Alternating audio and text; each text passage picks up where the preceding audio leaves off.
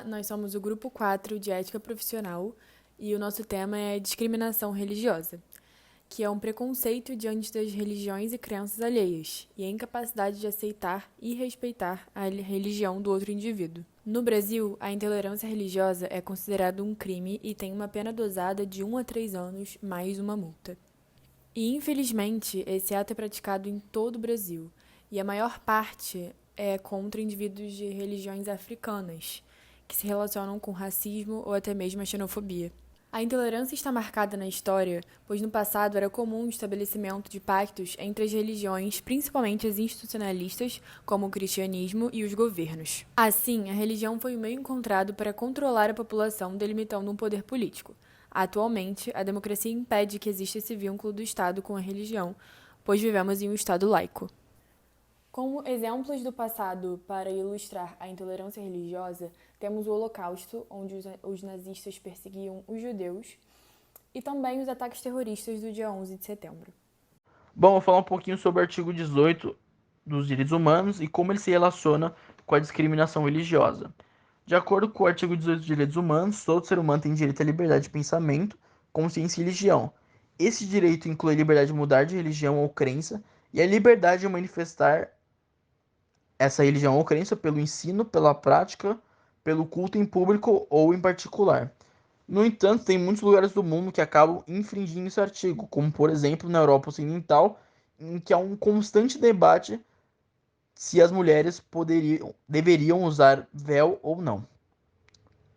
Outro caso é que na Ásia, por exemplo, muitas vezes acaba ocorrendo casos de leis de blasfêmia, que basicamente é um tipo de lei que tipifica a conduta de promover blasfêmia contra divindades e afrontamento à fé alheia.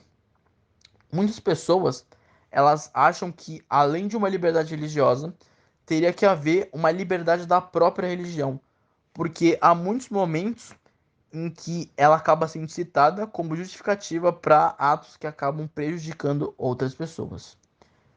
Um dado aqui é que em 13% dos países mundiais possuíam leis e políticas que puniam atos de apostasias, que consiste na condição de afastamento total e definitivo de alguma coisa. Ou seja, no caso da religião, puniam afastamento da religião. Por conta disso, quase 3/4 da população mundial vive sob restrições severas. Bom, dito isso, eu vou falar um pouquinho sobre alguns casos dessa infração do artigo. Começando pelo Paquistão em 2018, em que a Suprema Corte do Paquistão absolveu uma mulher cristã, Asia Bibi, por conta de acusações de blasfêmia e revogou sua sentença de morte após determinar que ela havia sido falsamente acusada por mulheres muçulmanas que não queriam que ela bebesse água do mesmo copo que elas. Esse caso da Bibi, ele meio que provou que essas leis de blasfêmia podem ser usadas como vingança pessoal. E o pior é que depois da decisão da corte, isso acarretou a manifestação de pessoas que insistiam que a Asia Bibi deveria ser sentenciada à morte. Outro caso ocorreu na França em 2018, que em julho de 2018, em duas decisões pioneiras, o Comitê de Direitos Humanos da ONU concluiu que a França havia violado os direitos de duas mulheres ao penalizá-las pelo uso niqab, que é um tipo de véu islâmico de corpo inteiro. E aí a gente tem um fato aqui, que antes de 1948, o ex-ministro das Relações Exteriores do Paquistão destacou que o Islã ambicionava persuadir homens a mudar sua fé e alterar sua maneira de viver para seguir a fé e a maneira de ver pregada, mas reconhece o mesmo direito de conversão para outras religiões. Então, depois de tudo isso, é muito claro que acontece muito ainda casos de discriminação religiosa. A discriminação religiosa é algo que ainda está muito presente na nossa sociedade, porém a maioria dos casos ocorre de uma forma escondida, entre aspas, porque a intolerância religiosa é crime aqui no Brasil. Então, se a pessoa é denunciada ou se ela é pega praticando atos desrespeitosos, ela pode ser presa. No Brasil, nós temos um serviço gratuito para denúncias que se chama Disque 100. Entre 2015 e 2017, uma denúncia era registrada a cada 15 horas nesse serviço, sendo que a maioria dos casos ocorreram no Rio de Janeiro, São Paulo e Minas Gerais. Outros dados que saíram foram que 25% dos agressores eram homens brancos, 39% das denúncias eram feitas dentro de casa e 25% das denúncias foram realizadas por pessoas que pertenciam a religiões africanas. O balanço geral mais recente que nós temos é de 2018, que foram registradas 506 denúncias de discriminação religiosa em todo o Brasil no Disque 100. Dentre essas denúncias, os mais atingidos são da Umbanda, com 72 denúncias, Candomblé, com 47 denúncias e Testemunhas de Jeová, com 31 denúncias. Esse foi o último balanço oficial que saiu, porém há uma reportagem no Brasil de Fato, um site de reportagem, que diz que em 2019 houve um aumento de 56% nas denúncias de intolerância religiosa, sendo que a maioria dos relatos continuaram sendo feitos por pessoas praticantes da religião africana. Então, a intolerância religiosa ainda continua muito enraizada em nossa sociedade.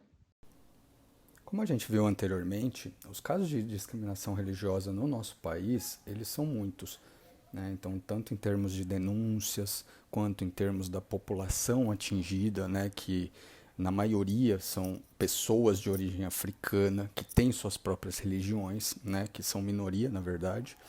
E geralmente essas religiões elas são com base no candomblé, na Umbanda, então essa população é mais atingida e os números aqui no nosso país são assustadores. Agora, como que isso vem caminhando dentro do contexto brasileiro, né? Então, por exemplo, os números, né, com relação à intolerância religiosa no Brasil, em 2019, por exemplo, aumentaram 56%. Isso é muita coisa. Então, o que a gente pode concluir? A gente não está evoluindo em termos de intolerância religiosa, né? Em combate à intolerância religiosa. A gente está basicamente retrocedendo. E isso é um problema muito grande, né? Porque a gente não está conseguindo conter esse tipo de violência e isso vem crescendo ao longo dos anos. Por exemplo, a gente tem vários exemplos aí, criança vítima de intolerância religiosa no Rio, ou mãe se diz vítima de intolerância religiosa após recuperar a guarda da filha. A própria capela do filme Central do Brasil, que muitos de vocês conhecem, ela foi vandalizada na Bahia por atos de caráter religioso. Então isso é um problema muito grande, a gente vê que isso acontece a todo momento. Se a gente pesquisar na internet hoje, isso acontece muito e vem acontecendo. E cada vez mais a gente tem a necessidade de estabelecer políticas de combate a isso. Tá? Então agora o que a gente vai ver? A gente vai ver basicamente como que a gente pode mudar essa situação no nosso país, que hoje é crítica. E como cidadãos, como podemos mudar a situação? É essencial que as pessoas façam uma autoanálise de seus atos e falas para não atingirem o direito do outro de livre expressão.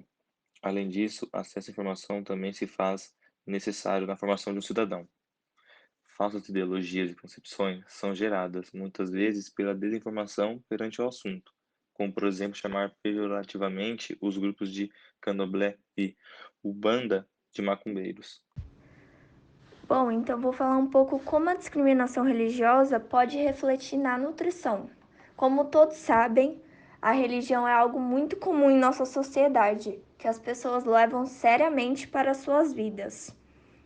E algumas religiões estipulam o que deve comer e o que não deve. Por exemplo, os islâmicos e judeus, que não comem carne de porco. Já os católicos, na quaresma, não comem carne vermelha. E assim, além de ditar o que as pessoas podem ou não comer, elas também falam quando não devem comer, que é o jejum. O jejum existe em várias crenças e muitas delas os seguidores ainda são fiéis ao calendário religioso. Eu vou dar alguns exemplos aqui. E, assim, a alimentação dos judeus é baseada em couves, vinhos, especiarias, molhos, cerveja e o mais importante, o pão.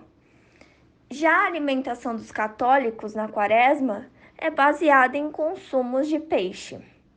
Já os muçulmanos, o jejum é observado durante todo o mês de Ramadão, da alvorada ao pôr do sol. Eles não comem e nem bebem nada. Já as pessoas praticantes da Umbanda é feita pelo orixá. Se o orixá não come determinado alimento ou ele é alérgico a determinado alimento, a pessoa também não vai consumir esse alimento. Aqui eu peguei um trechinho de um artigo que eu li e fala assim: a alimentação determinada pela religião apresenta-se como bastante nucleadora, no sentido que aproxima os que têm as mesmas práticas, mas afasta os que têm práticas diferentes, formando núcleos. Então, basicamente, a gente concluiu que a religião e a comida têm muitas conexões. Quando o corpo é destacado, percebemos que essas duas áreas se reforçam no sentido simbólico. Em certa medida, são até interdependentes. Se o alimento não representar valores religiosos, será estranho e incompatível, porque é sempre o portador de valor.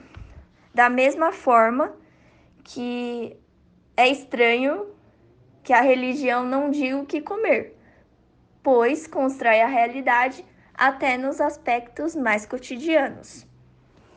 Então, o nutricionista, como profissional da saúde, ele precisa estar respeitando a alimentação desse paciente.